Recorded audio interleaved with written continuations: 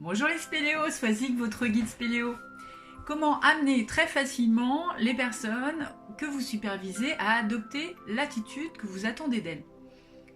On a tous en tête des gens, des directeurs de service, des managers, des personnes qui encadrent des gens, ça peut être aussi des formateurs, euh, qui parviennent très facilement à emmener les gens, les personnes qu'elles supervisent, qu'elles accompagnent dans une direction et sans pour autant avoir le sentiment que ça leur fait éprouver des difficultés.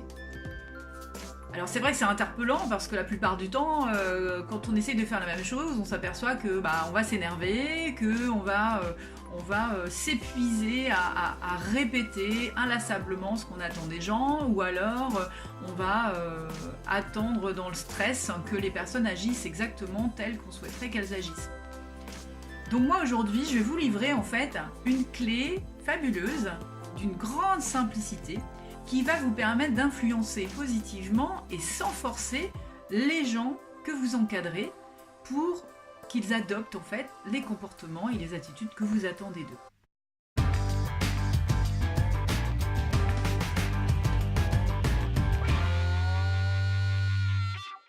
Alors, avant que je vous livre cette clé majeure qui va vous permettre d'influencer positivement les gens autour de vous, que ça soit dans le cadre professionnel ou dans le cadre privé, et ça de façon très simple, pensez à vous abonner à ma chaîne si vous avez envie de suivre de nouvelles vidéos, et puis pensez aussi à partager cette vidéo et d'autres éventuellement autour de vous, parce que ça peut toujours faire progresser les gens et c'est toujours des clés qui peuvent être intéressantes à diffuser autour de soi.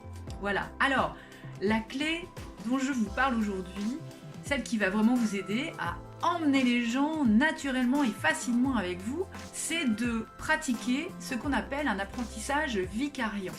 L'apprentissage vicariant, c'est une théorie de l'apprentissage qui a été élaborée par Albert Bandura. C'est l'apprentissage qui résulte de l'imitation par l'observation d'un père qui exécute le comportement à acquérir. Ça veut dire quoi? Ça veut dire tout simplement qu'il faut que vous-même, vous ayez l'aptitude et la capacité à adopter les comportements que vous voulez que les personnes autour de vous adoptent.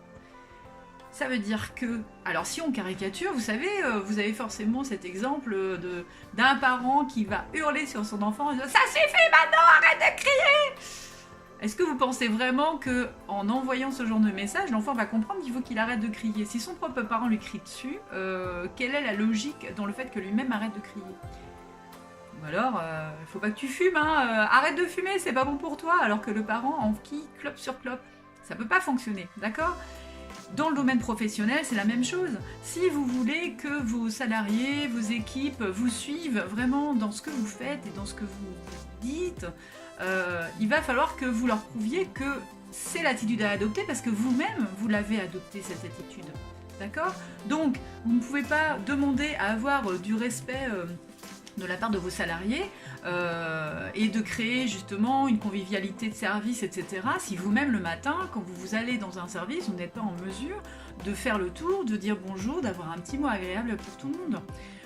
Si vous leur demandez d'être organisés, de structurer par exemple leur travail, mais que vous lancez des réunions sans faire jamais d'ordre du jour, sans préparer des comptes rendus, sans être capable de tenir une réunion correctement, ça va être extrêmement difficile de les amener à faire aussi la même chose parce qu'ils se sentiront toujours légitimes finalement de faire différemment puisque vous-même vous n'appliquez pas ce que vous attendez d'eux.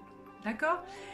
Là où c'est extrêmement puissant aussi, c'est qu'il faut savoir que dans le cerveau, nous avons ce qu'on appelle les neurones miroirs. Et les neurones miroirs absorbent en fait naturellement les attitudes de la personne en face et nous font les reproduire.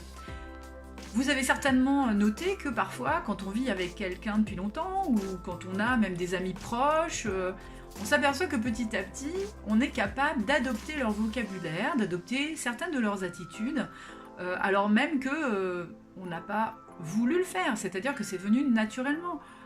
Des gens qui vont s'installer dans un pays étranger et qui sont entourés toujours d'une langue aussi, ou de façon de faire, de terminologie, de façon de fonctionner, vont naturellement adopter ces mêmes façons de fonctionner parce que leur environnement leur envoie ce message et que leur cerveau imprime aussi ce message et que naturellement, petit à petit, ça s'imprègne. D'accord?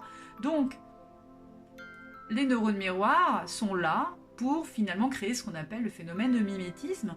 Et plus vous serez capable de comprendre cette règle, plus vous aurez finalement une discipline personnelle qui vous amènera à vous poser cette question, à savoir ce que j'exige de mes équipes, est-ce que moi-même je me l'applique dans mon comportement, d'accord?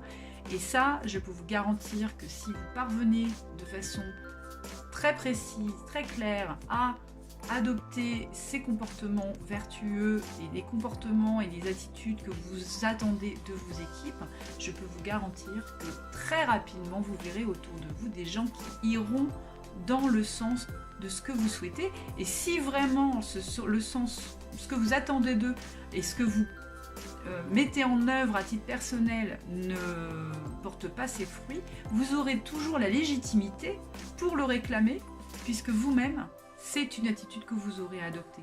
Donc il sera très facile d'exprimer le fait que, écoute, je te respecte chaque jour, donc j'attends de toi aussi du respect. Alors que si vous n'êtes pas capable de dire bonjour le matin, ou si vous avez des sautes d'humeur, que vous envoyez balader vos collègues, c'est beaucoup plus compliqué de leur dire que vous les respectez, puisqu'ils auront toujours un argument à vous opposer par rapport à ça. Voilà. Alors c'était mon petit truc du jour. Je pense que c'est quelque chose qui va mûrir et qui va forcément vous amener, vous, à peut-être faire évoluer certains de vos comportements et à vous poser surtout des bonnes questions. En attendant, j'espère que ça vous a apporté de la valeur. Je vous souhaite une excellente journée. Pensez encore une fois à vous abonner à ma chaîne et à partager cette vidéo si vous pensez qu'autour de vous ça peut aider quelqu'un. Voilà, je vous souhaite une excellente journée et je vous dis à très bientôt. Au revoir.